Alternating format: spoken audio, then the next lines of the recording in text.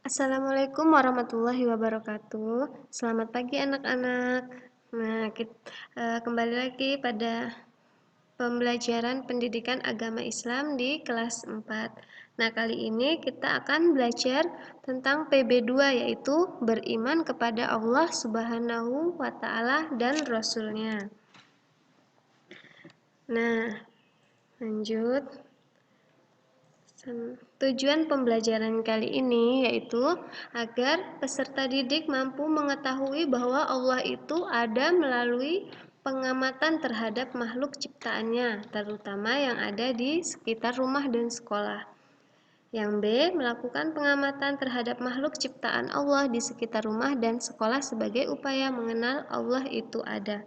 Yang C, meyakini adanya Rasul Allah Subhanahu wa taala. Nah, kita lanjut ya pada materi. Beriman kepada Allah Subhanahu wa taala dan Rasul-Nya. Allah Subhanahu wa taala yang menciptakan dan menguasai alam raya ini beserta seisinya. Ciptaan Allah adalah yang ada di langit, bumi, contohnya manusia, hewan, tumbuh-tumbuhan dan lainnya. Nah, jadi makhluk ciptaan Allah ini sangat banyak ya, tak terhitung. Ada yang bisa dilihat, ada yang tidak bisa dilihat, ada yang bisa bergerak, ada yang tidak bisa bergerak, ada yang hidup, bahkan ada yang mati. Nah, contohnya apa kalau yang mati? Contohnya batu, kemudian benda-benda meja, apalagi yang mati, benda-benda yang mati.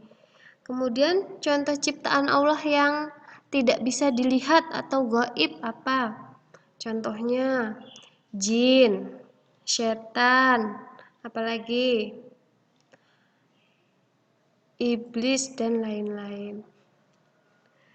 Nah, selanjutnya kita dapat mengenal Allah melalui alam semesta, Al-Quran, dan nama-nama Allah atau yang disebut Asmaul Husna. Nah, lanjut lagi. Kalau kita percaya dengan adanya Allah, berarti kita beriman. Iman itu artinya adalah percaya dan yakin bahwa Allah itu wujud atau ada, dan Allah Subhanahu wa taala yang menciptakan seluruh alam beserta isinya. Nah, jadi kita itu beriman kepada Allah berarti kita percaya bahwa Allah itu ada dan Allah yang menciptakan seluruh alam semesta. Nah, orang yang beriman disebut mukmin. Apa? Mukmin ya, orang yang beriman yang percaya dengan Allah, Rasulnya disebut orang mukmin. Dan yang tidak percaya atau ingkar disebut orang yang kafir. Nah, orang yang tidak percaya dengan Allah itu namanya orang kafir, ingkar. Nggak percaya jika Allah itu ada, Allah yang menciptakan alam semesta. Nah, selanjutnya, untuk membuktikan adanya Allah yang Maha Pencipta melalui ciptaannya atau alam semesta, melalui Al-Quran dan melalui Asmaul Husna. Yang pertama, kita bahas dulu mengenal Allah melalui alam semesta. Nah, semua yang ada di alam semesta ini adalah ciptaan Allah, baik yang hidup maupun yang mati, yang terlihat maupun yang tidak terlihat atau yang gaib. Nah, Allah adalah sang pencipta atau disebut kholik. Apa tadi kalau sang pencipta? Kholik ya. Sedangkan ciptaan Allah disebut makhluk. Nah, contohnya apa? Kita manusia adalah ciptaan Allah. Berarti kita adalah makhluk dan Allah adalah kholik atau pencipta. Nah, yang kedua, mengenal Allah melalui Al-Quran. Nah, banyak ayat-ayat dalam Al-Quran yang menjelaskan bahwa Allah itu Esa, Allah itu satu. Nah, contohnya di sini ada surat Al-Ikhlas ayat 1 yang berbunyi Bismillahirrahmanirrahim. Qul huwallahu ahad.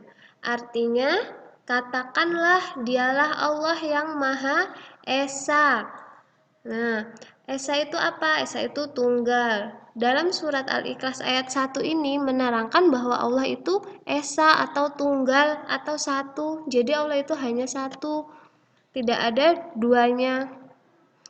Allah itu tidak dua, tidak tiga, tidak empat, tetapi Allah itu satu atau tunggal.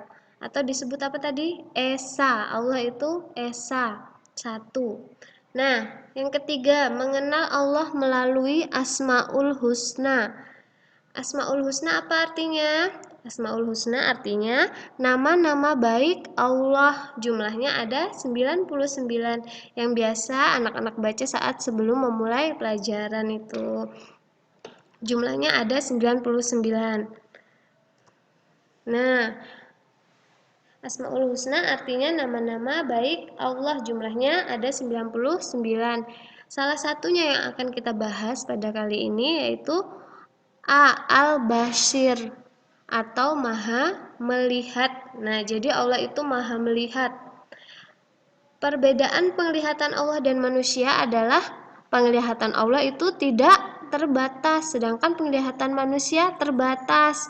Nah, Allah bisa melihat kita di mana saja, kapan saja, apa yang kita lakukan, baik walaupun kita sembunyi-sembunyi, teman-teman dan orang lain nggak ada yang bisa melihat, tapi Allah bisa melihat. Terus yang B, Al-Adil atau Maha Adil. Nah, jadi Allah Subhanahu wa taala itu Maha Adil. Semua makhluknya mendapat perlakuan yang sama, mendapat kasih sayang yang sama. Nah, selanjutnya C, Al-Azim atau Maha Agung. Nah, Allah itu adalah Maha Agung. Tidak ada keagungan yang melebihi keagungan Allah. Nah, jika raja misalnya, dia diagungkan oleh rakyatnya saja, cuman sebatas pada kekuasaannya di daerah tersebut. Tapi kalau Allah itu maha agungnya, semuanya, segalanya, tidak ada yang melebihi keagungan Allah. Nah, selanjutnya, nah kita masuk kesimpulannya. Jadi yang pertama, manusia itu wajib percaya kepada Allah. Atau apa tadi? Beriman. Iman artinya percaya. Nah, yang kedua, manusia wajib mempelajari tentang adanya Allah supaya kita lebih beriman dan lebih rajin beribadah. Kemudian yang ketiga, mengenal Allah dapat dilakukan melalui pengamatan alam semesta dan Al-Quran. Nah, kita bisa mengenal Allah itu bisa melewat alam semesta, bisa lewat Al-Quran. Yang keempat, semua benda, baik benda hidup maupun benda mati adalah ciptaan Allah. Nah, seperti yang tadi dijelaskan, baik yang hidup, yang mati, yang kita bisa lihat, yang tidak bisa kita lihat, itu semua adalah ciptaan Allah. Yang kelima, pencipta disebut Kholik, sedangkan yang diciptakan disebut makhluk. Nah, diingat-ingat ya, pencipta itu disebut Kholik, sedangkan yang diciptakan disebut makhluk. Yang keenam, beriman kepada Allah harus dibuktikan dengan cara mematuhi perintahnya dan menjauhi larangannya.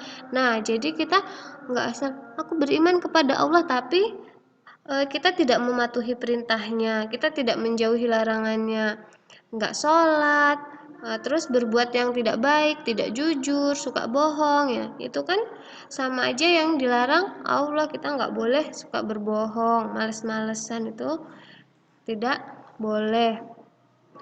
Kemudian yang ketujuh, manusia wajib beriman kepada Rasul-Rasul Allah. Nanti kita bahas di pembahasan minggu depan ya, pembahasan selanjutnya tentang beriman kepada Rasul-Rasul Allah. Semua Rasul Allah menyeru agar menyembah Allah. Nabi Muhammad adalah Nabi dan Rasul terakhir. Nah, pada hari ini kita belajar tentang beriman kepada Allah dulu ya. Kita minggu depan belajar tentang beriman kepada Rasul Allah. Diingat tadi apa? Pencipta disebut Kholik, sedangkan yang diciptakan disebut makhluk. Nah, tadi sekian penjelasan dari Ibu ya materinya. Sekarang kita latihan soal. Nah, soalnya bisa kalian tulis di buku agama. Kemudian kalian jawab, nanti difoto, terus diupload seperti biasa di Google Classroom ya. Jika ada yang kesulitan, nanti bisa tanya sama Bu Puji lagi ya. Oke, sekian pelajaran kita pada hari ini. Wassalamualaikum warahmatullahi wabarakatuh.